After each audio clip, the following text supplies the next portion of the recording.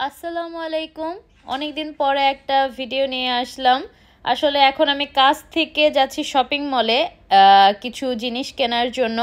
তার মধ্যে এত গরম পড়েছে অ্যান্ড বসে বসে আমি আমার হাতের ব্যাঙ্গলসটা দেখছিলাম, যেটা আমার চাচি শাশুড়ি গিফট করেছে। এত সুন্দর, আমি অনেক দিন ধরে একদম রেগুলার পরছি, বাট একদমই যেমন প্রথমে ছিল তেমনই আছে।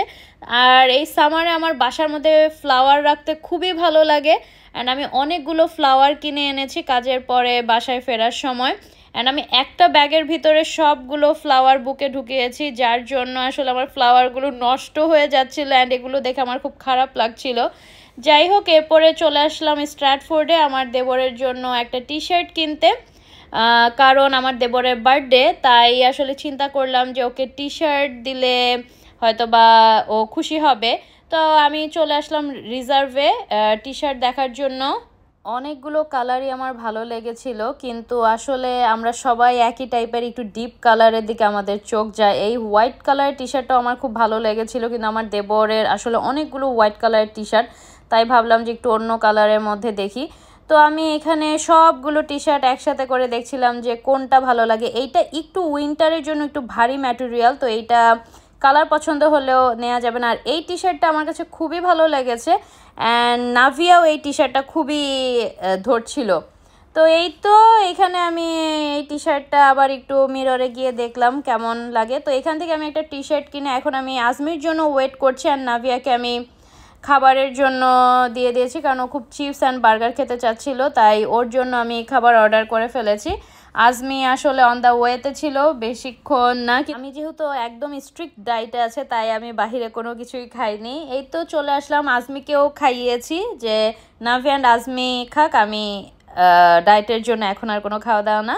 যেহেতু সন্ধ্যাবেলা পার্টি ছিল আমার দেবরের বাসায়, অ্যান্ড আমার আসতে একটু লেট হয়ে গেছে, সবাই খাওয়া দাওয়া করে ফেলেছে। এখানে অনেক সুন্দর করে সাজিয়েছে, অ্যান্ড আমার আরেকটা দেবরের ফ্যামিলি এসেছে, একটা ননদের ফ্যামিলি এসেছে, অ্যান্ড ননদের ফ্রেন্ডসরা এসেছে, তারপর আমার ভাসুরের ছেলে, সবাই মিলে। তো এখানে এই কিউট চিজ কেকটা দেখে আমার এত ভালো লাগছিল, কিন্তু আমার মনে অনেক কষ্ট লাগছিল যে আমি এগুলা কিছুই খেতে পারবো না।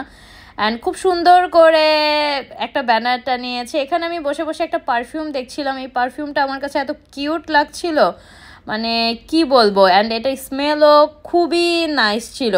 তো বাসায় এসে আমি আমার ফ্লাওয়ারগুলো দেখছিলাম।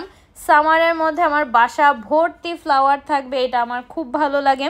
আর এখন সুপার শপগুলোতে এত সুন্দর সুন্দর ফ্লাওয়ার। তবে হ্যাঁ, আমার সব ফ্লাওয়ারের মধ্যে রোজ থাকতেই হবে, সেটা যে কোনো কালারের হোক।